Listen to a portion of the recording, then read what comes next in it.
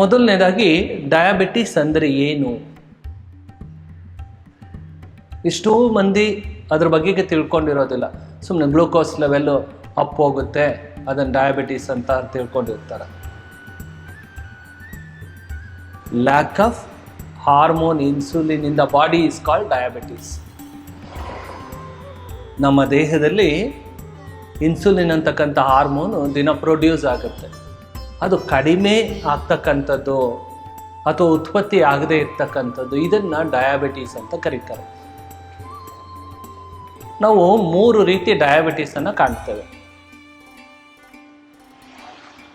ಒಂದು diabetes type 1, ಎರಡನೇದು diabetes type 2, ಮೂರನೇದು ಡಯಾಬಿಟಿಸ್ 3 ಅಥವಾ ಗೆಸ್ಟೇಷನಲ್ ಡಯಾಬಿಟೀಸ್ ಅಂತ ಕರೀತಾರೆ. ಮೊದಲನೇದು ಡಯಾಬಿಟಿಸ್ ಟೈಪ್ 1.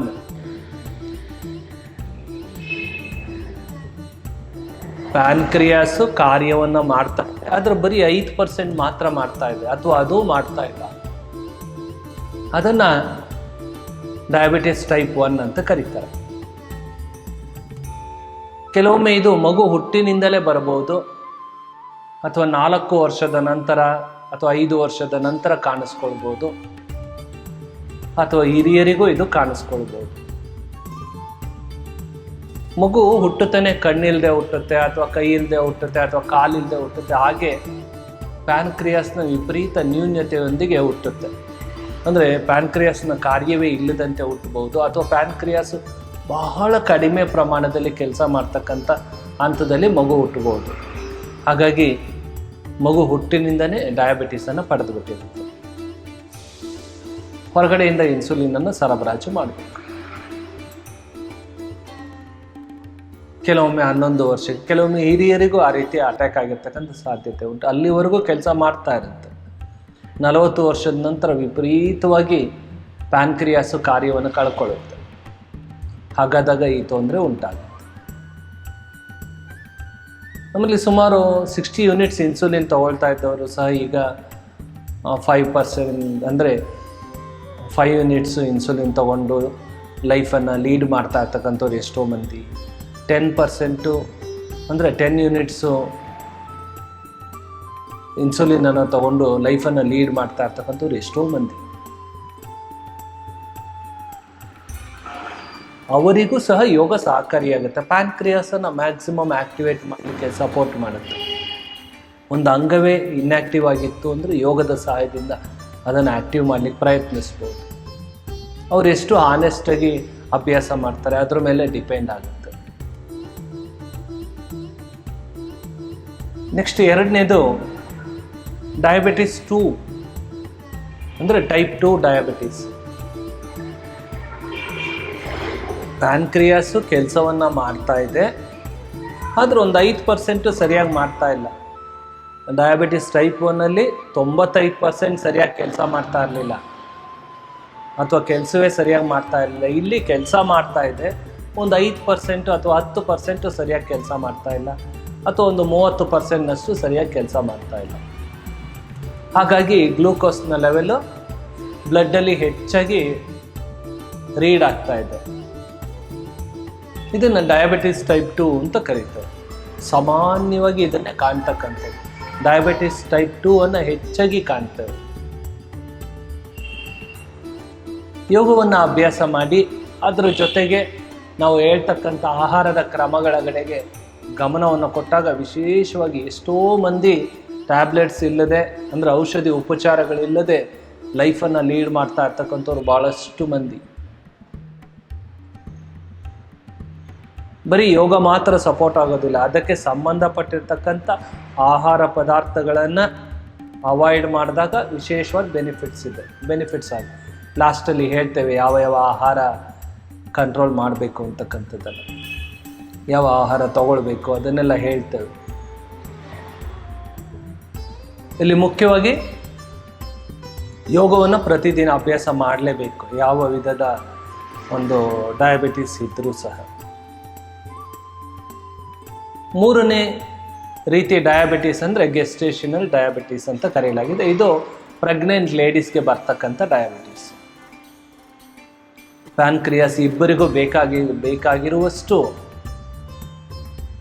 ಹಾರ್ಮೋನ್ ಇನ್ಸುಲಿನನ್ನು ಪ್ರೊಡ್ಯೂಸ್ ಮಾಡಲಿಕ್ಕೆ ಸಾಧ್ಯವಾಗ್ತಾ ಇರೋದಿಲ್ಲ, ಅಥವಾ ಪ್ರೊಡ್ಯೂಸ್ ಮಾಡಿದ್ರು ಸರಿಯಾಗಿ ಸರಬರಾಜು ಆಗ್ತಾ ಇರೋದಿಲ್ಲ. ಆ ಟೈಮಲ್ಲಿ ಈ ತೊಂದರೆ ಉಂಟಾಗುತ್ತೆ. ಗ್ಲುಕೋಸ್ನ ಲೆವೆಲ್ಲು ರಕ್ತದಲ್ಲಿ ಹೆಚ್ಚು ತೋರಿಸ್ತಾ ಹೋಗುತ್ತೆ ಅಂತಕ್ಕಂಥ.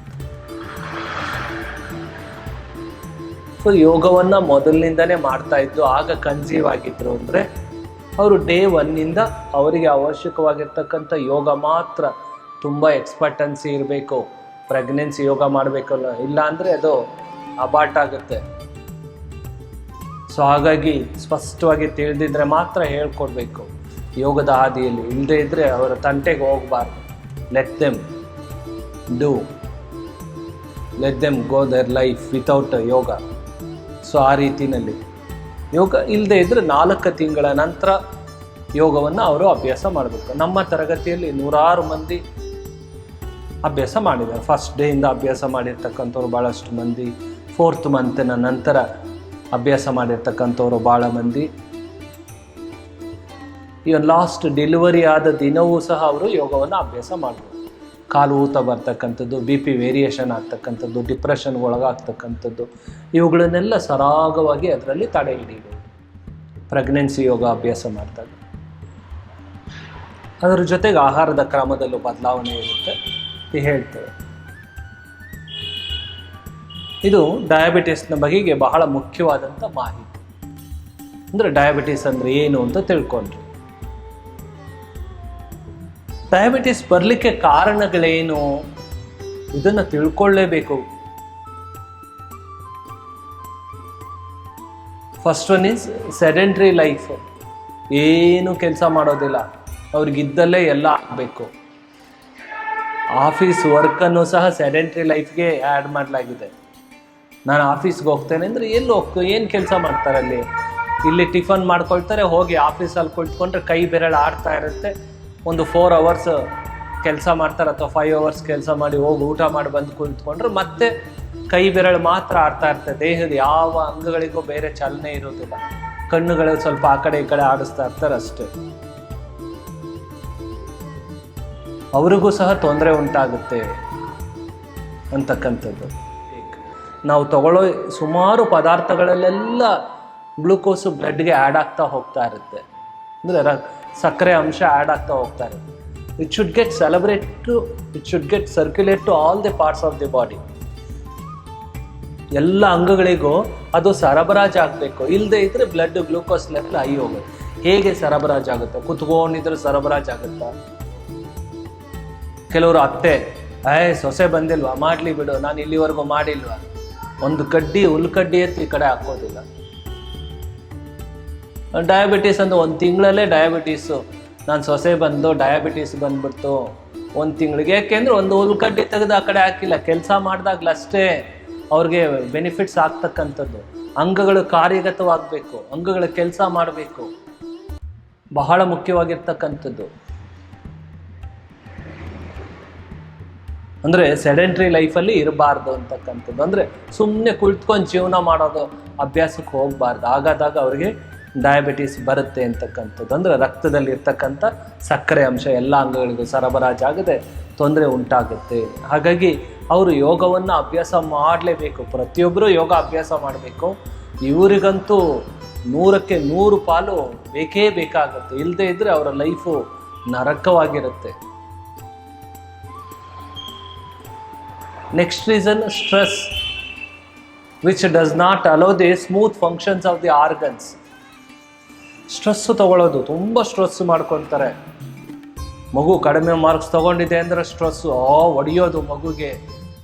ಕರೆಕ್ಟಾಗಿ ಒಂದು ಅರ್ಧ ಗಂಟೆ ಟೈಮ್ ಕೊಟ್ಟರೆ ಮಗು ಪ್ರಿಪೇರ್ ಆಗಿಬಿಡುತ್ತೆ, ರ್ಯಾಂಕ್ ತೊಗೊಂಡ್ಬಿಡುತ್ತೆ. ಅದನ್ನು ಬಿಟ್ಟು ಮಗು ಹೊಡೆಯೋದು, ಅಲ್ಲಿ ಹೋಗೋದು ಇಲ್ಲಿ ಹೋಗೋದು, ಇಲ್ಲ ಕರೆಕ್ಟ್ ಕಡೆ ಟ್ಯೂಷನ್ಗೆ ಹಾಕಿದ್ರೆ ಮಗು ಚೆನ್ನಾಗಾಗೋಗುತ್ತೆ. ಸ್ಟ್ರೆಸ್ ಏನಿದೆ ಅದನ್ನು ಪರಿಹಾರ ಮಾಡ್ಕೊಳ್ಳಿಕ್ಕೆ ಪ್ರಯತ್ನಿಸಬೇಕೇ ಹೊರತು ಅದು ಸ್ಟ್ರೆಸ್ ತೊಗೊಳ್ಳೋದ್ರಿಂದ ಏನು ಬೆನಿಫಿಟ್ಸ್ ಆಗುತ್ತೆ? ತೀರ್ಕೊಂಡಿದ್ದಾರೆ ಅವರು. ಇವಾಗ ನಾವು ಕುತ್ಕೊಂಡು ಹತ್ಕೊಂಡು ಈ ಥರ ಇದ್ರು ಹಿಂಗಿದ್ರು ಅಂತ ಹೇಳಿ ಯೋಚನೆ ಮಾಡ್ತಾ ಅಳ್ತಾ ಕುತ್ಕೊಂಡ್ರೆ ಏನಾಗುತ್ತೆ? ಆಂಗ್ಸೈಟಿ ಅಟ್ಯಾಕ್ ಆಗುತ್ತೆ. ಸ್ಟ್ರೆಸ್ಸು ಪೀಕ್ ಲೆವೆಲ್ ಹೋಯ್ತು ಅಂದರೆ ಹಾರ್ಟ್ ಕಡಿಮೆ ಮಾಡುತ್ತೆ, ಅಥವಾ ಹಾರ್ಟ್ ಕೆಲಸ ನಿಲ್ಲಿಸ್ಬಿಡುತ್ತೆ. ಕೆಲವರು ಸುಮ್ಮನೆ ಡಿಸೆಂಟ್ರಿ ಆಗ್ತಾ ಇರುತ್ತೆ. ಏನಕ್ಕೆ? ಸ್ಟ್ರೆಸ್ಸು ಅಷ್ಟು ಪೀಕ್ ಲೆವೆಲ್ಗೆ ಹೋಗ್ತಾ ಇರುತ್ತೆ. ಪ್ರಪಂಚದಲ್ಲಿ ಸ್ಟ್ರೆಸ್ಸನ್ನು ಬ್ಯಾಲೆನ್ಸ್ ಮಾಡಲಿಕ್ಕಿರೋ ಪ್ರಪಂಚದ ಏಕೈಕ ವಿದ್ಯೆ ಅಂದರೆ ಯೋಗ. ಅದರಲ್ಲಿ ಮೆಡಿಟೇಷನನ್ನು ಮಾಡೋದು. ಯಾವ ಅಂಗದ ಏನಾದರೂ ತೊಂದರೆ ಉಂಟಾಗ್ಬೋದು, ಇದ್ಕಿದಂಗೆ ಫೇಂಟ್ ಆಗಿ ಅವ್ರು ಬಿದ್ದೋಗ್ಬೋದು. ಸ್ಟ್ರೆಸ್ ಆಯಿತು ಅಂದರೆ ಆ ರೀತಿ ತೊಂದರೆ ಉಂಟಾಗುತ್ತೆ. ಸೊ ಹಾಗಾಗಿ ಸ್ಟ್ರೆಸ್ಸನ್ನು ಬ್ಯಾಲೆನ್ಸ್ ಮಾಡಬೇಕು. ಅದಕ್ಕೆ ಮನಸ್ಸಿಗೆ ಭಾಷೆಯನ್ನು ಕಲಿಸ್ಬೇಕು. ಆ ಭಾಷೆ ಅಂದರೆ ಮೆಡಿಟೇಷನ್. ಕೆಲವರು ಮೆಡಿಟೇಷನ್ ಮಾಡಬೇಕು ಅಂದರೆ ಸೋಮಾರಿತನ, ಆಸನ ಬೇಕಾದ್ರೆ ಮಾಡ್ತೇವೆ, ಇಷ್ಟು ತೊಂದರೆಗಳನ್ನು ಅನುಭವಿಸ್ಬೇಕಾಗುತ್ತೆ. ಹಾಗಾಗಿ ಮೆಡಿಟೇಷನನ್ನು ಅಭ್ಯಾಸ ಮಾಡಬೇಕು. ದಿನಾ ಪ್ರಾಕ್ಟೀಸ್ ಮಾಡ್ತಾ ಇತ್ತು ಅಂದರೆ ವಿಶೇಷತೆ ಇರುತ್ತೆ. ಆವಾಗ ಸ್ಟ್ರೆಸ್ ಬಂತು ಅಂದರೆ ಅದನ್ನು ಬ್ಯಾಲೆನ್ಸ್ ಮಾಡೋ ಕೆಪಾಸಿಟಿ ಇರುತ್ತೆ. ಆ ಓವರ್ಲೋಡ್ ಆದಾಗ ನಿಮಗೆ ಲೋಡ್ ಆಗೋದಿಲ್ಲ, ಯಾಕೆಂದರೆ ಯು ಆರ್ ಟ್ರೈನ್ಡ್. ಇವಾಗ ನೀವು 2 ವೀಲರ್ ಕಲ್ತ್ಕೊಂಡಿದ್ರೆ ನೀವು ಮಾರ್ಕೆಟಿಗೆ ಬೇಕು ಅಂದಾಗ ಹೋಗಿ ಬರ್ಬೋದು, ಅಥವಾ ಆಫೀಸ್ಗೆ ಹೋಗಬೇಕು ಅಂದಾಗ ಹೋಗಿ ಕಲ್ತ್ಕೊಂಡಿರ್ತೀರೋ ಹೋಗಿ ಬರ್ಬೋದು. ಇಲ್ಲದೇ ಇದ್ರೆ ಏನಾಗುತ್ತೆ, ನೀವು ಮಾರ್ಕೆಟ್ಗೆ ಹೋಗಬೇಕು ಅಂದಾಗ ಅವಾಗ ನೀವು ಕಲ್ತ್ಕೊಂಡು ಹೋಗಬೇಕು ಅಂದರೆ ಎಷ್ಟು ದಿನ ಆಗುತ್ತೆ. ಸೊ ಆ ರೀತಿಯಲ್ಲಿ ಏನಾದರೂ ಒಂದು ಸ್ಟ್ರೆಸ್ ಬರ್ತಾ ಇರುತ್ತೆ. ನಿಮ್ಮ ಮನಸ್ಸಿಗೆ ತರಬೇತಿ ಕೊಟ್ಟಾಗ ಆ ಲೋಡನ್ನು ಬ್ಯಾಲೆನ್ಸ್ ಮಾಡ್ತಕ್ಕಂಥ ವಿಶೇಷವಾದ ಕೆಪಾಸಿಟಿ ಬರುತ್ತೆ. ಸೊ ಹಾಗಾಗಿ ಧ್ಯಾನ ಅಭ್ಯಾಸ ಮಾಡಲೇಬೇಕು. ಸ್ಟ್ರೆಸ್ಸನ್ನು ಬ್ಯಾಲೆನ್ಸ್ ಮಾಡೋ ಹಂತದಲ್ಲಂತೂ ಯೋಗ ಪ್ರಮುಖವಾಗಿ ಸಹಕಾರಿಯಾಗುತ್ತೆ ಅಂತಕ್ಕಂಥದ್ದು. Next reason is excessive intake of sugar content. ಸುಮ್ಮನೆ ಕೆಲವರು ಹೆಂಗೆ ಅಂದರೆ ಹಂದಿಯಂತೆ ತಿಮ್ಮಂತ ಹೇಳಿದ್ದಾರೆ. ನಾವು ಹೇಳಿರೋದಲ್ಲ, ಸರ್ವಜ್ಞ ಹೇಳಿರೋದು. ನಮ್ಮನ್ನು ಬೈಕೊಂಬೇಡಿ. ಹಂದಿ ಎಲ್ಲಾದರೂ ಗಲೀಜು ನೋಡಿದ್ರೆ ಹೋಗಿ ಬಾಯಿ ಹಾಕಿ ಅದಕ್ಕೆ ಆಡಿಸ್ದೇ ಇದ್ದರೆ ಅದಕ್ಕೆ ಸಮಾಧಾನ ಆಗೋದಿಲ್ಲ. ಆ ರೀತಿಯಲ್ಲಿ ಕೆಲವರು ಎಲ್ಲಾದರೂ ಸ್ವೀಟ್ ನೋಡಿದ್ರೆ ಸಾಕು 1/4 kg 1/2 kg ಮನೆಗೆ ತಂದು ತಿನ್ನೋ ಅಭ್ಯಾಸ ಮಾಡ್ಕೊಂಡಿರ್ತಾರೆ. ಎಂಥ ಭಯಾನಕ ತೊಂದರೆ ಮಾಡ್ತಾ ಇರ್ತಾರೆ ಅಂದರೆ, ನಾಲ್ಗೆ ಮಾತ್ರ ಇಲ್ಲಿ ಮಾತ್ರ ಒಳಗಡೆ ಹೋಯ್ತು ಅಂದರೆ ವಿಷ ಆಗಿರುತ್ತೆ.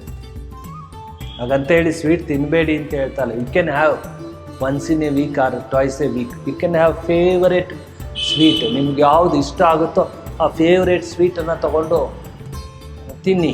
ವಾರಕ್ಕೆ 1 ಸಲ ಅಥವಾ 2 ಸಲ ಸ್ವಲ್ಪ ಪ್ರಮಾಣದಲ್ಲಿ ತಿನ್ನಿ, ನಿಧಾನಕ್ಕೆ ತಿನ್ನಿ, ತುಂಬ ಚೆನ್ನಾಗಿರುತ್ತೆ, ಹಬ್ಬ ಅನಿಸುತ್ತೆ. ಅದು ಬಿಟ್ಟು ದಿನ ಖಂಡಿತವಾಗಿ ಬೇಡ. ಯಾವುದ್ಯಾವುದು ಬೇಡ, ಯಾವುದು ಸಕ್ಕರೆ ಅಂಶಗಳೇ ಯಾವುದು ಬೇಡ. ಮ್ಯಾಕ್ಸಿಮಮ್ ಅವಾಯ್ಡ್ ಮಾಡಲಿಕ್ಕೆ ಟ್ರೈ ಮಾಡಿ. ಸಕ್ಕರೆ 1 kg ತಂದಿದ್ರೆ ಮನೆಯಲ್ಲಿ ಅದು ಖಾಲಿ ಆಗಬಾರ್ದು. ಬೆಲ್ಲವನ್ನು ಉಪಯೋಗಿಸಿ ಕಡಿಮೆ ಪ್ರಮಾಣದಲ್ಲಿ, ಮ್ಯಾಕ್ಸಿಮಮ್ ಹೆಲ್ಪ್ ಆಗುತ್ತೆ. ಸಕ್ಕರೆ ಪದಾರ್ಥಗಳು ಮತ್ತು ಚಾಕ್ಲೇಟ್ಸು, ಸ್ವೀಟ್ಸು, ಬೇಕ್ರಿ ಪ್ರಾಡಕ್ಟ್ಸು ಮ್ಯಾಕ್ಸಿಮಮ್ ಅವಾಯ್ಡ್ ಮಾಡಿ. ನಾವು ಹೇಳ್ತಾ ಇಲ್ವಾ, ಯೋಗ ಮಾಡಿದ್ಮೇಲೆ ಎಲ್ಲ ತಿನ್ಬೋದು ನೀವು, ಆದರೆ ಕಡಿಮೆ ಪ್ರಮಾಣದಲ್ಲಿ ವಾರಕ್ಕೆ 1 ಸಲ 2 ಸಲ ತಿಂದು ನೀವು ಜೀವನ ಪರ್ಯಂತ ತಿಂತೀರ. ಇಲ್ಲದೇ ಇದ್ದರೆ ಒಂದೇ ಸಲ ತಿಂದು ಪ್ಯಾನ್ಕ್ರಿಯಾಸ್ ರಿಪೇರಿಗೆ ಬಂದು ಎಷ್ಟು ತೊಂದರೆ ಉಂಟಾಗುತ್ತೆ. ಗ್ಯಾಂಗ್ರೀನ್ ಆಗೋಗುತ್ತೆ. ಗ್ಯಾಂಗ್ರೀನ್ ಗೊತ್ತಿದೆ ಅನಿಸುತ್ತೆ. ತಲೆ ಇಲ್ಲಿದ್ದರೆ ಒಂದೊಂದೇ ಹುಳ ಎಲ್ಲ ಹೊರಗಡೆ ಬರ್ತಾ ಇರ್ತವೆ, ಬಿದಿ ಬಿದಿ ಬಿದಿ ಅಂತ ಹುಳ ಆಗಿಬಿಡುತ್ತೆ. ಡಯಾಬಿಟೀಸ್ ಏನಾದರೂ ಪೀಕ್ ಲೆವೆಲ್ಗೆ ಹೋಯ್ತು ಅಂದರೆ ಸ್ವಾಧೀನ ತಪ್ಪೋಗುತ್ತೆ, ತೆವಳ್ಕೊಂಡು ಓಡಾಡಬೇಕಾಗುತ್ತೆ, ಕಣ್ಣಿರೋದಿಲ್ಲ. ತಕ್ಷಣ ಏನಾದರೂ 600+ ಹೋಯ್ತು ಅಂದರೆ ಇದ್ಕಿದಾಗೆ ಕಣ್ಣು ಹೋಗ್ಬಿಡುತ್ತೆ. ಸ್ವೀಟ್ ತಿನ್ನೋದ್ರಿಂದ ಅಷ್ಟು ಭಯಾನಕವಾದಂಥ ಅಪಾಯ ಉಂಟಾಗುತ್ತೆ. ಎಚ್ಚರಿಕೆ ವಹಿಸಿ. ನಂತರ ಬೇಕಾಗಿರ್ತಕ್ಕಂಥ ಅಂಶಗಳನ್ನು ಅಂದರೆ ಹಣ್ಣುಗಳು ಮತ್ತು ತರಕಾರಿಗಳನ್ನು ಹೆಚ್ಚಾಗಿ ಕ್ರಮಬದ್ಧವಾಗಿ ಉಪಯೋಗಿಸ್ಬೋದು. ಹಣ್ಣುಗಳನ್ನು ಹೆಚ್ಚಾಗಿ ಉಪಯೋಗಿಸ್ತಕ್ಕಂಥದ್ದು ಬೇಡ. ಹಣ್ಣುಗಳನ್ನು ಹೆಚ್ಚಾಗಿ ಉಪಯೋಗಿಸೋದ್ರಿಂದನೂ ಡಯಾಬಿಟೀಸ್ ವೇರಿಯೇಷನ್ ಆಗುತ್ತೆ. ಅದರಲ್ಲೂ ಸ್ವೀಟ್ ಕಂಟೆಂಟ್ ಹೆಚ್ಚಿಗೆ ಇರುತ್ತೆ. ದಿನಕ್ಕೆ 1 ಹಣ್ಣು ಮಾತ್ರ, ಊಟ ಆದಮೇಲೆ 1 ರೀತಿ ಹಣ್ಣು. ಕಿವಿ ಫ್ರೂಟ್ ತೊಗೋತೀರಾ, ತೊಗೊಳ್ಳಿ 1 ಹಣ್ಣು. ಆ್ಯಪಲ್ ತೊಗೋತೀರಾ, 1 ಹಣ್ಣು. ದಪ್ಪ ಇತ್ತು ಅಂದರೆ ಅರ್ಧ ತೊಗೊಳ್ಳಿ, ಎಲ್ಲರಿಗೂ ಕೊಟ್ಟು ತಿನ್ನಿ. ಸೊ ಹಾಗಾದಾಗ ವಿಶೇಷತೆ ಇರುತ್ತೆ. ಇವುಗಳೆಲ್ಲ ಬಹಳ ಮುಖ್ಯವಾದದ್ದು. ಮತ್ತು ನಿದ್ರೆ ಮಾಡ್ತಕ್ಕಂಥದ್ದು. ಕೆಲವ್ರು ನಿದ್ರೆ ಮಾಡ್ತಕ್ಕಂಥದ್ದು ಅಂದರೆ ಕೆಟ್ಟ ಅಭ್ಯಾಸ ಇರುತ್ತೆ. ಫೇವ್ರೇಟ್ ಯಾವುದಾದ್ರೂ ಚಾನಲ್ ಬಂತು ಅಂದರೆ, ಯಾವುದೋ ಇಷ್ಟವಾಗಿರೋ ಪಿಕ್ಚರ್ ಬಂತು ಅಂದ್ರೆ ಆಗಲೇ ಮುಗಿಸ್ಬಿಟ್ಟು ಆಮೇಲೆ ಮನೆಗೆ ಬರ್ತಾರೆ. ಆದರೆ ಬೆಳಗ್ಗೆ ಎದ್ದು ಸೇಮ್ ಟೈಮ್ಗೆ ಅವ್ರು ಆಫೀಸ್ಗೆ ಹೋಗಬೇಕಾಗಿರುತ್ತೆ. ಆದರೆ ಅವ್ರು ಹೋಗೋದಿಲ್ಲ. ಇಲ್ಲ ಹೋದ್ರೂ ತೂಕುಡ್ಸ್ಕೊಂಡು ಹೋಗ್ತಾರೆ. ತುಂಬ ಕೆಟ್ಟ ಅಭ್ಯಾಸ ಅದು. ನಾವು ಮಲಗಿದ್ದಾಗ 6 hours to 7 hours ನಿದ್ದೆ ಮಾಡಬೇಕು. 6 hours ಮಸ್ಟು. ಮನುಷ್ಯ ನಿದ್ದೆ ಮಾಡಲೇಬೇಕು. 1 hour ನೀವು ನಿದ್ರೆ ಸ್ಕಿಪ್ ಮಾಡಿದ್ರೆ you are going to kill more than 1 crore tissues in the body. ನೀವು ಬೆಳಗ್ಗೆ ಎದ್ದು ಹಾಸಿಗೆ ಮೇಲೆ ನೀವು ಹಾವು ಪೊರೆ ಯಾವ ರೀತಿ ಬಿಟ್ಟಿರುತ್ತೆ ಹಾಗೆ ನಾವು ಪೊರೆ ಬಿಟ್ಟಿರ್ತೇವೆ. ಅಂದರೆ ಅಷ್ಟು ಕೋಶಗಳು ಹಾಸಿಗೆ ಮೇಲೆ ಬಿದ್ದಿರುತ್ತೆ. ನೀವು ರಾತ್ರಿಯ ವೇಳೆಯಲ್ಲಿ ಮಲಗ್ತಕ್ಕಂಥದ್ದನ್ನು 1 ಅವರ್ ನೀವು ಕಡಿಮೆ ಮಾಡಿದ್ರೆ ಸುಮಾರು 1 ಕೋಟಿಗೂ ಹೆಚ್ಚು ಕೋಶಗಳು ಉತ್ಪತ್ತಿ ಆಗ್ತಕ್ಕಂಥದ್ದನ್ನು ನಾಶ ಮಾಡ್ತೀರ. ಅದು ಯಾವ ಅಂಗಕ್ಕೆ ಬೇಕಾದರೂ ಸಂಬಂಧಪಟ್ಟಿರ್ಬೋದು. ಸೊ ಹಾಗಾಗಿ ನಿದ್ರೆಯನ್ನು ಕಳೆಯಬಾರ್ದು. ನಿದ್ರೆ ಕಡಿಮೆ ಆದಾಗಲೂ ಸಹ ಡಯಾಬಿಟಿಸ್ ವೇರಿಯೇಷನ್ ಆಗೋಗುತ್ತೆ. ಇವೆಲ್ಲ ಬಹಳ ಮುಖ್ಯವಾದಂಥ ಅಂಶಗಳು. ಇವುಗಳನ್ನೆಲ್ಲ ಗಮನದಲ್ಲಿಟ್ಕೊಂಡು ಈಗ ತೋರಿಸ್ತಕ್ಕಂಥ ಕೆಲವು ಆಸನಗಳನ್ನು ಅಭ್ಯಾಸ ಮಾಡಿ ನಂತರ ಯಾವ ಆಹಾರವನ್ನು ತಿನ್ಬೋದು ಅದರ ಬಗ್ಗೆ ತಿಳಿಸ್ಕೊಡ್ತೇವೆ. ಈಗ ಆಸನಗಳ ಬಗೆಗೆ ನೋಡೋಣ. ಆಸನಗಳಾದ ನಂತರ ಯಾವ ಆಹಾರ ಮಧುಮೇಹದ ಹತೋಟಿಗೆ ಸಹಕಾರಿಯಾಗುತ್ತೆ ತಿಳ್ಕೊಳ್ಳೋಣ ಬನ್ನಿ. ಈಗ ಮಧುಮೇಹಕ್ಕೆ ಸಂಬಂಧಪಟ್ಟಿರ್ತಕ್ಕಂಥ 6 ಆಸನಗಳನ್ನು ತಿಳಿಸ್ಕೊಡ್ತೇವೆ. ಕ್ರಮಬದ್ಧವಾಗಿ ಅಭ್ಯಾಸ ಮಾಡಬೇಕದನ್ನು. ಮೊದಲನೇ ಆಸನ ಅರ್ಧ ಚಕ್ರಾಸನ. ಕಾಲುಗಳು 1 ಅಡಿ ದೂರದಲ್ಲಿ ಬರಬೇಕು. ಕೈಗಳು ಹೀಗೆ ಸೊಂಟದ ಮೇಲೆ ತನ್ನಿ.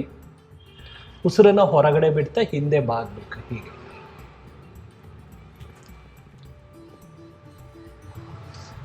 Deep breathing 60 seconds. ಅರ್ಧ ಚಕ್ರಾಸನದಲ್ಲಿ 2 ಭಾಗ ಇದೆ. ಒಂದು ಕಾಲು ಕೂರಿಸಿ ಅಭ್ಯಾಸ ಮಾಡೋದು ಪಾರ್ಟ್ 1. ನೆಕ್ಸ್ಟು ಕಾಲು ದೂರ ತೆಗೆದುಕೊಂಡು ಹಿಂದೆ ಬೆಂಡ್ ಆಗೋದು ಪಾರ್ಟ್ 2. ಅದು ಈಗ ಹೇಳ್ಕೊಟ್ಟಿರೋದು ಪಾರ್ಟ್ 2. ಕಾಲು ದೂರ ತಗೊಂಡು ಬೆಂಡ್ ಆಗಬೇಕು. ಮೊದಲು ಕಾಲು ಕೂರಿಸಿ ಬೆಂಡಾದಾಗ ಮೇಲ್ಭಾಗದ ಅಂಗಗಳಿಗೆ ವಿಶೇಷವಾದ ವ್ಯಾಯಾಮ ಇರುತ್ತೆ. ಇಲ್ಲಿ ಕಾಲು ದೂರ ತಗೊಂಡು ಬೆಂಡಾದಾಗ ಪ್ಯಾನ್ಕ್ರಿಯಾಸ್ನ ಮೇಲೆ, ಲಿವರ್ನ ಮೇಲೆ, ಕಿಡ್ನಿಯ ಮೇಲೆ ವಿಶೇಷವಾದ ವ್ಯಾಯಾಮ ಇರುತ್ತೆ. Stay for 60 seconds with deep breathing. ದೀರ್ಘವಾಗಿ ಉಸಿರಾಡಿ 60 ಸೆಕೆಂಡು. ನಂತರ ಉಸಿರನ್ನು ತೆಗೆದುಕೊಳ್ತಾ ಹೀಗೆ ಬಂದು ರೆಸ್ಟನ್ನು ಕೊಡಬೇಕು.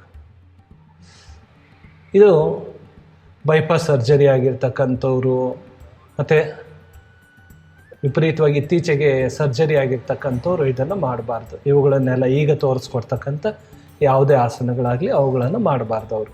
ಅಂದರೆ ಉದಾಹರಣೆ, ಈಗ ಬ್ಯಾಕ್ ಸರ್ಜರಿ ಆಗಿರುತ್ತೆ, ವಿತಿನ್ 2 ಡೇಸಲ್ಲೇ ಮಾಡಲಿಕ್ಕೆ ಹೋಗೋದು ಅಥವಾ ವಿತಿನ್ 1 ಮಂತಲ್ಲೇ ಮಾಡಲಿಕ್ಕೆ ಹೋಗೋದು ಆಗಬಾರ್ದು. ಮಿನಿಮಮ್ ಒಂದು 3 ಮಂತ್ಸ್ ಆದ ನಂತರ ಅವರು ಲೈಟಾಗಿ ಮಾಡ್ಬೋದು. ಆದರೆ ಬ್ಯಾಕ್ ಸರ್ಜರಿ ಈ ರೀತಿ ಆಗಿದ್ದಾಗ ಎಚ್ಚರಿಕೆ ವಹಿಸ್ಬೇಕು. ಮತ್ತು ಬೈಪಾಸ್ ಸರ್ಜರಿ ಆಗಿರ್ತಕ್ಕಂಥವ್ರಂತೂ ಯಾವ ಆಸನಗಳನ್ನು ಇವುಗಳನ್ನು ಮಾಡೋಂಗಿಲ್ಲ. ಎಸ್. ಮುಂದಿನ ಆಸನ Dwihasta Brahma Mudrasana. Sit in Vajrasana like this. Make a fist in hands. ಕೈ ಬೆರಳುಗಳನ್ನು ಮಡಚಿ ಮುಷ್ಟಿಯನ್ನು ಮಾಡಬೇಕು. ಹೆಬ್ಬೆರಳು ಈ ರೀತಿ ಹೊರಗಡೆ ಇರಲಿ. ಹೊಟ್ಟೆ ಮೇಲೆ ಈ ರೀತಿ ಅಳವಡಿಸಿ ಕಿಬ್ಬೊಟ್ಟೆಗೆ ಬರಬೇಕು. ಹೊಕ್ಕಳಿಗೆ ಅಂದರೆ ನಾಭಿಗೆ ಟಚ್ ಆಗಬಾರ್ದು. ಹಿಂದೆ ಬಾಗಿ. Exhale, bend the trunk front and rest your forehead on the ground. Hold the pose for 60 seconds with deep breathing. ಉಸಿರು ಹೊರಗಡೆ ಬಿಡ್ತಾ ಮುಂದೆ ಬೆಂಡ್ ಆಗ್ತೀರಾ. ಅಲ್ಲಿ ದೀರ್ಘವಾಗಿ ಉಸಿರಾಡಬೇಕು 60 ಸೆಕೆಂಡ್ಗಳು. ನಂತರ ಉಸಿರನ್ನು ತೆಗೆದುಕೊಳ್ತಾ ಹೀಗೆ ಬಂದು ರೆಸ್ಟನ್ನು ಕೊಡಬೇಕು. ಇದು ಡಯಾಬಿಟಿಸ್ ಟೈಪ್ 1 ಮತ್ತು ಟೈಪ್ 2 ಇರ್ತಕ್ಕಂಥವ್ರು ಮಾತ್ರ. ಗೆಸ್ಟೇಷನಲ್ ಡಯಾಬಿಟಿಸ್ ಅಂದರೆ ಪ್ರೆಗ್ನೆನ್ಸಿ ಡಯಾಬಿಟಿಸ್ ಇರ್ತಕ್ಕಂಥವ್ರಿಗೆ ಇದು ಅನ್ವಯ ಆಗೋದಿಲ್ಲ. ಅವ್ರಿಗೆ ಬೇರೆ ಇರುತ್ತೆ, ಅವ್ರಿಗೆ ಬೇರೆ ಹೇಳ್ಕೊಡ್ತೇವೆ ಅಥವಾ ಕರೆ ಮಾಡಿದ್ರೆ ತಿಳಿಸ್ಕೊಡ್ತೇವೆ. ಇದು 60 ಸೆಕೆಂಡ್ಗಳು ಉಸಿರನ್ನು ತೆಗೆದುಕೊಳ್ತಾ ಮೇಲೆ ಬರ್ತೀರ, ವಿಶ್ರಾಂತಿಯನ್ನು ಕೊಡಬೇಕು. ನೆಕ್ಸ್ಟ್ ಆಸನ ಜಠರ ಪರಿವರ್ತನಾಸನ. ನೋಡ್ಕೊಳ್ಳಿ, ಕೈ ಹೀಗೆ ಇಟ್ಕೊಳ್ಬೇಕು. ಈ ರೀತಿಯಲ್ಲಿ ಉಸಿರನ್ನು ತೆಗೆದುಕೊಳ್ತಾ ಕಾಲುಗಳನ್ನು ಈ ರೀತಿ 90 ಡಿಗ್ರಿಗೆ ತಂದು ಉಸಿರನ್ನು ಹೊರಗಡೆ ಬಿಡ್ತಾ ಹೀಗೆ ಕಾಲುಗಳನ್ನು ಪಕ್ಕಕ್ಕೆ ತರಬೇಕು. ಜಠರ ಪರಿವರ್ತನಾಸನ ಪಾರ್ಟ್ 2. Deep breathing 60 seconds. ಇದು ಶೋಲ್ಡರ್ಸನ್ನು ನೆಲಕ್ಕೆ ಅಳವಡಿಸ್ಲಿಕ್ಕೆ ಪ್ರಯತ್ನಿಸ್ಬೇಕು. ಹೀಗೆ ಡೀಪಾಗಿ ಉಸಿರಾಡಬೇಕು. 60 ಸೆಕೆಂಡ್ಸು ಅಂದರೆ 1 ನಿಮಿಷದವರೆಗೂ ಉಸಿರಾಡಬೇಕು. 1 ನಿಮಿಷ ಆದ ನಂತರ ಉಸಿರನ್ನು ತೆಗೆದುಕೊಳ್ತಾ ಕಾಲುಗಳನ್ನು ಈ ರೀತಿ ತಂದು ಉಸಿರನ್ನು ಹೊರಗಡೆ ಬಿಡ್ತಾ ಶವಾಸನಕ್ಕೆ ಬಂದು ರೆಸ್ಟ್ ಕೊಡಬೇಕು. ಮತ್ತು ಆಪೋಸಿಟ್ ಸೈಡು ಹಾಗೆ ಮಾಡ್ತಕ್ಕಂಥದ್ದು.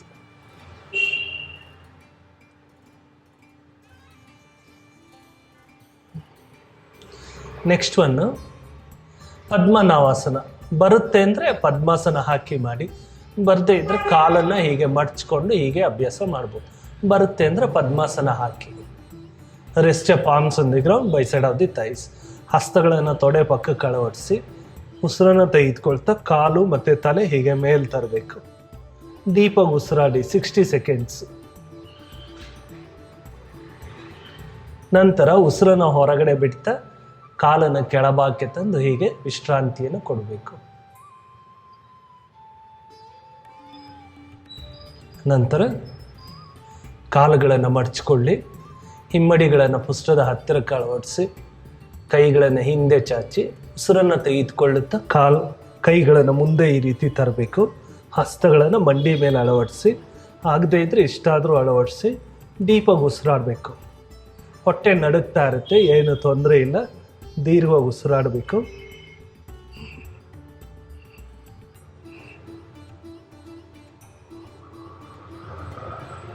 ನಂತರ ಉಸಿರನ್ನು ತೆಗೆದುಕೊಳ್ತಾ ಶವಾಸನಕ್ಕೆ ಬಂದು ವಿಶ್ರಾಂತಿಯನ್ನು ಕೊಡಬೇಕು.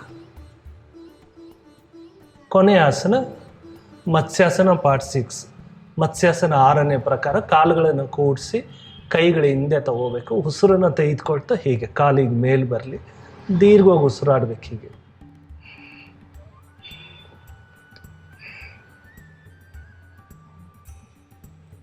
ಅರವತ್ತು ಸೆಕೆಂಡ್ಗಳು. ನಂತರ ಉಸಿರನ್ನು ಹೊರಗಡೆ ಬಿಡ್ತಾ ಶವಾಸನಕ್ಕೆ ಬಂದು ವಿಶ್ರಾಂತಿಯನ್ನು ಕೊಡಬೇಕು. ನಂತರ ಪಶ್ಚಿಮೋತ್ತನಾಸನ ಶವಾಸನ ಮಾಡಿ ಅಥವಾ ಪಾವನ ಮುಕ್ತಾಸನ ಮಾಡಿ ನಂತರ ಶವಾಸನವನ್ನು ಮಾಡಬೇಕು. ಶವಾಸನ 10 ನಿಮಿಷ ಅಭ್ಯಾಸ ಮಾಡಬೇಕು. ನಮ್ಮ ವಿಡಿಯೋವನ್ನೇ ಯೂಟ್ಯೂಬ್ ವಿಡಿಯೋವನ್ನು ಉಪಯೋಗಿಸಿ ಅಭ್ಯಾಸ ಮಾಡಬಹುದು. ಅದಾದ ನಂತರ ಕ್ರಮಬದ್ಧವಾಗಿ ಹೊರಬನ್ನಿ.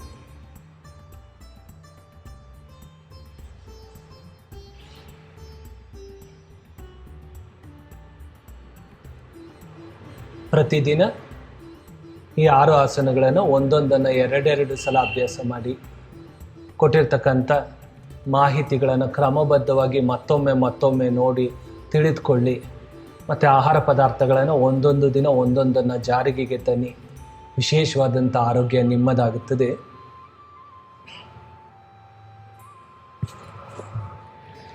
ಯಾವ ಆಹಾರ ಡಯಾಬಿಟಿಸ್ನ ಹಾದಿಯಲ್ಲಿ ಹೆಚ್ಚಾಗಿ ಸಪೋರ್ಟ್ ಆಗುತ್ತೆ? ಒಂದನೇದು ಆಮ್ಲ, ಬೆಟ್ಟದ ನೆಲ್ಲಿಕಾಯಿ ಅಂತ ಕರೆಯಲಾಗಿದೆ. ಈ ಬೆಟ್ಟದ ನೆಲ್ಲಿಕಾಯಿಯನ್ನು ಕ್ರಮಬದ್ಧವಾಗಿ ಬಳಸೋದ್ರಿಂದ ಡಯಾಬಿಟಿಸನ್ನು ಟೈಪ್ 1 ಇರ್ಬೋದು, ಟೈಪ್ 2 ಹತೋಟಿಗೆ ತರಲಿಕ್ಕೆ ಸಪೋರ್ಟ್ ಆಗುತ್ತೆ. ನೆಕ್ಸ್ಟು ಟೊಮೊಟೊ ತಿಂದರೆ ಕಂಟ್ರೋಲ್ ಆಗುತ್ತೆ. ಹೌದು, ಅದರಲ್ಲಿ 2 ರೀತಿ ಇದೆ. ಒಂದು ನಾಟಿ ಟೊಮೊಟೊ, ಮತ್ತೊಂದು ಆ್ಯಪಲ್ ಟೊಮೊಟೊ ಅಂಥೇಳಿ. ಅದರಲ್ಲಿ ಆ್ಯಪಲ್ ಟೊಮೊಟೊ ಸಪೋರ್ಟ್ ಆಗೋದಿಲ್ಲ. ಆ್ಯಪಲ್ ಟೊಮೊಟೊ ತಿಂದರೆ ವೇರಿಯೇಷನ್ ಆಗುತ್ತೆ. ಆದರೆ ಇಲ್ಲಿ ನಾಟಿ ಟೊಮೊಟೊ ಇಲ್ಲಿ ತೋರಿಸ್ತಾ ಇರ್ತಕ್ಕಂಥ ಈ ಟೊಮೊಟೊವನ್ನು ಉಪಯೋಗಿಸಿದಾಗ ಹತೋಟಿಗೆ ಬರಲಿಕ್ಕೆ ಸಪೋರ್ಟ್ ಆಗುತ್ತೆ. ನೆಕ್ಸ್ಟು ನುಗ್ಗೆ ಸೊಪ್ಪು, ಡ್ರಮ್ ಸ್ಟಿಕ್ ಲೀವ್ಸ್. ಈ ನುಗ್ಗೆ ಸೊಪ್ಪನ್ನು ಕ್ರಮಬದ್ಧವಾಗಿ ಬಳಸಿದ್ದೆ ಆದರೆ ಅದು ಹತೋಟಿಗೆ ಬರುತ್ತೆ ಅಂತಕ್ಕಂಥ. ಸಾರು ಸಿಗೋದಿಲ್ಲ, ತರಕಾರಿ ಮಾರ್ತಕ್ಕಂಥವ್ರಿಗೆ ಹೇಳಿದ್ರೆ ತಂದು ಕೊಡ್ತಾರೆ. ಮೊದಲೇ ಒಂದು ಅಡ್ವಾನ್ಸನ್ನು ಸ್ವಲ್ಪ ಕೊಟ್ಟರೆ ಅವ್ರು ಖಂಡಿತವಾಗಿ ತಂದು ಕೊಡ್ತಾರೆ. ನುಗ್ಗೆ ಸೊಪ್ಪನ್ನು ಬಳಸೋದ್ರಿಂದ ಮಧುಮೇಹವನ್ನು ಹತೋಟಿಗೆ ತರಬಹುದು. ನೆಕ್ಸ್ಟು ನವಿಲು ಕೋಸು ಅಥವಾ ಗೆಡ್ಡೆ ಕೋಸು ಅಂತಲೂ ಕರೀತಾರೆ. ಇದನ್ನು ಬಳಸೋದ್ರಿಂದ ಮಧುಮೇಹವನ್ನು ಹತೋಟಿಗೆ ತರಲಿಕ್ಕೆ ಸಪೋರ್ಟ್ ಆಗುತ್ತೆ. ನೆಕ್ಸ್ಟು ಬಿಟ್ಟರ್ ಗಾರ್ಡ್, ಹಾಗಲಕಾಯಿ. ಇದು ಕಹಿ ನಾಲಿಗೆಗಷ್ಟೇ, ಒಳಗಡೆ ಹೋದರೆ ಅಮೃತ. ತುಂಬ ವಿಶೇಷವಾಗಿ ಇದು ಸಪೋರ್ಟ್ ಆಗುತ್ತೆ. ಮತ್ತು ಕರಿಬೇವಿನ ಸೊಪ್ಪು ವಿಶೇಷವಾಗಿ ಸಪೋರ್ಟ್ ಆಗುತ್ತೆ. ನಂತರ ಮೆಂತ್ಯ ಸೊಪ್ಪು. ಕೆಲವೊಂದು ಕಡೆ ಊಟಕ್ಕೆ ಅದನ್ನು ಹಾಕಿದ್ರೆ ಅದನ್ನು ಪಕ್ಕಕ್ಕೆ ಎತ್ತಿಟ್ಟು ಬರೀ ಬೇರೆ ಫುಡ್ಡನ್ನೆಲ್ಲ ತಿಂತಾರೆ. ಆ ರೀತಿ ಆಗಬಾರ್ದು. ಮೆಂತ್ಯ ಸೊಪ್ಪನ್ನು ತಿನ್ನಬೇಕು. ಮೆಂತ್ಯ ಸೊಪ್ಪನ್ನು ಹಸಿದಾಗಿ ತೊಳ್ಕೊಂಡು ಸ್ವಲ್ಪ ತೊಳೆದು ತಿನ್ನೋದ್ರಿಂದ ಅದು ವಿಶೇಷವಾಗಿ ಬೆನಿಫಿಟ್ಸ್ ಆಗುತ್ತೆ. ಅಥವಾ ಕಷ್ಟ ಆದರೆ ನಿಮ್ಮ ರೊಟ್ಟಿ ಅಥವಾ ಬೇರೆ ಪಲ್ಯ ಈ ರೀತಿ ಪದಾರ್ಥಗಳಿಗೆ, ಈ ರೀತಿ ಭಾಗಗಳಿಗೆ ಅದನ್ನು ಬಳಸ್ಬೋದು. ಆದರೆ ನೇರವಾಗಿ ಮೆಂತ್ಯ ಸೊಪ್ಪನ್ನು ಹಸಿದಾಗಿ ತಿನ್ನೋದ್ರಿಂದ ವಿಶೇಷವಾದ ಬೆನಿಫಿಟ್ಸ್ ಆಗುತ್ತೆ ಅಂತಕ್ಕಂಥದ್ದು. ಮತ್ತು ಬೇವಿನ ಎಲೆ, ಸಾರ್ ಇದನ್ನು ತಿನ್ನಲಿಕ್ಕಾಗೋದಿಲ್ಲ, ಬೇವಿನ ಎಲೆ ಮಿಕ್ಸಿಗೆ ಹಾಕಿ ಅಥವಾ ಸ್ವಲ್ಪ ರುಬ್ಬಿ ಅದನ್ನು ಗುಂಡು ಮಾಡ್ಕೊಳ್ಳಿ, ಟ್ಯಾಬ್ಲೆಟ್ ರೀತಿನಲ್ಲಿ ಮಾಡ್ಕೊಳ್ಳಿ, ನುಂಗ್ಬಿಡಿ ಖಾಲಿ ಹೊಟ್ಟೆಯಲ್ಲಿ, ತುಂಬ ಕಂಟ್ರೋಲ್ ಕೊಡುತ್ತೆ. ಅಥವಾ ಎಳ್ಳು, ಕರಿ ಎಳ್ಳು ಅಂತ ಸಿಕ್ಕುತ್ತೆ, ಅದನ್ನು ಸ್ವಲ್ಪ ಪ್ರಮಾಣದಲ್ಲಿ ಉಪಯೋಗಿಸಿದಾಗ, ಸ್ವಲ್ಪ ಪ್ರಮಾಣದಲ್ಲಿ ಅದನ್ನು ಉಪಯೋಗಿಸಿದಾಗ ವಾರದಲ್ಲಿ ಒಂದು ದಿನ ವಿಶೇಷವಾಗಿ ಕಂಟ್ರೋಲ್ ಆಗುತ್ತೆ. ಸರ್ ಹೇಳಿದ್ದಾರೆ ಇಷ್ಟು ಎಲ್ಲ ಪದಾರ್ಥ ಅಂತೇಳಿ ಇಷ್ಟನ್ನು ಒಟ್ಟಿಗೆ ತಗೊಳ್ಳೋ ಪ್ರಯತ್ನಕ್ಕೆ ಹೋಗಬಾರ್ದು. ಒಂದೊಂದು ದಿನ ಒಂದೊಂದು ಹೇಳಿದ್ದೇವೆ. Too much is too bad. ಯಾವುದು ಅತಿ ಆದರೂ ಅದೇ ಅಪಾಯ ಆಗುತ್ತೆ. ಉದಾಹರಣೆ, ಒಂದು ನೀವು ಬಿಟ್ಟರ್ ಗಾರ್ಡ್, ಹಾಗಲಕಾಯಿ ದಿನ ತೊಗೊಂಡ್ರೆ ಬೆನಿಫಿಟ್ಸ್ ಆಗ್ಲಿಕ್ಕೆ ಸಾಧ್ಯವಾಗೋದಿಲ್ಲ, ಅದರಿಂದ ಸೈಡ್ ಎಫೆಕ್ಟ್ ಎಲ್ಲ ಕ್ರಿಯೇಟ್ ಆಗೋಗುತ್ತೆ. ಆದರೆ ಒಂದಿನ ತೊಗೊಂಡ್ರೆ ಆಹಾರವೇ ಔಷಧ ಆಗುತ್ತೆ, ಔಷಧವೇ ಆಹಾರವಾಗುತ್ತೆ. The food be the medicine, medicine be the food. Okay, ಇದು ಬಹಳ ಮುಖ್ಯವಾದಂಥ ಅಂಶಗಳು. ಇವುಗಳನ್ನೆಲ್ಲ ಕ್ರಮಬದ್ಧವಾಗಿ ಬಳಸಿ ಹಿಂದೆ ತೋರಿಸ್ತಾ ಇರ್ತಕ್ಕಂಥ ಆಸನಗಳನ್ನು ಅಭ್ಯಾಸ ಮಾಡಿ ಮಧುಮೇಹವನ್ನು ಹತೋಟಿಯಲ್ಲಿಡಿ. ಜೀವನ ಪರ್ಯಂತದ ಸಂತೋಷ, ಆರೋಗ್ಯ ನಿಮ್ಮದಾಗಲಿ. ಬಹಳಷ್ಟು ನಮ್ಮ ವಿದ್ಯಾರ್ಥಿಗಳು ಕೇಳ್ತಾ ಇದ್ದಂಥ ಪ್ರಶ್ನೆ, ಸರ್ ಮಧುಮೇಹಕ್ಕೆ ಅಂದರೆ ಡಯಾಬಿಟಿಸ್ಗೆ ಸಂಬಂಧಪಟ್ಟಿರ್ತಕ್ಕಂಥ ಒಂದು ವಿಡಿಯೋವನ್ನು ರಿಲೀಸ್ ಮಾಡಿ ಜನತೆಗೆ ತುಂಬ ಸಹಕಾರಿಯಾಗುತ್ತೆ, ಲಕ್ಷಾಂತರ ಮಂದಿಗೆ ನಿಮ್ಮ ವಿಡಿಯೋ ಹೆಲ್ಪ್ ಆಗುತ್ತೆ, ಈ ರೀತಿಯಲ್ಲಿ ಅವರು ತುಂಬ ಬೇಡಿಕೆಯನ್ನು ಮುಂದೆ ಇಟ್ಟಿದ್ದರು. ಅದನ್ನೆಲ್ಲ ಗಣನೆಗೆ ತೆಗೆದುಕೊಂಡು ಈ ವಿಡಿಯೋವನ್ನು ನಿಮಗೆ ನೀಡಲಾಗ್ತಾ ಇದೆ. ಯೋಗವನ್ನು ಹೇಳ್ಕೊಡ್ತಾ ಇರ್ತಕ್ಕಂಥವ್ರಿಗೂ ಇದು ಸಹಕಾರಿಯಾಗುತ್ತೆ. ಬಹಳಷ್ಟು ವಿಚಾರಗಳನ್ನು ಇದರಲ್ಲಿ ಸೇರ್ಪಡೆ ಮಾಡಲಾಗಿದೆ. ಕ್ರಮಬದ್ಧವಾಗಿ ಬಳಸಿ ಮತ್ತು ಈ ವಿಡಿಯೋವನ್ನು ಬೇರೆಯವರಿಗೂ ಶೇರ್ ಮಾಡಲಿಕ್ಕೆ ಮುಂದಾಗಿ. ಏಕೆಂದರೆ ನಮಗೆ ಏನಾದರೂ ಒಳಿತು ಸಿಕ್ಕದಲ್ಲಿ ಅದನ್ನು ನಾವೇ ಪಡೀತಕ್ಕಂಥದ್ದಕ್ಕೆ ಇತರರಿಗೂ ಸಹ ಅದನ್ನು ಶೇರ್ ಮಾಡಿದಾಗ ಅವರಿಗೂ ಸಹ ಒಳಿತಾಗುತ್ತೆ, ಆ ಪುಣ್ಯವೂ ಸಹ ನಿಮಗೆ ಸಿಗುತ್ತೆ. ಒಳಿತಾಗಲಿ. ನಮಸ್ಕಾರ.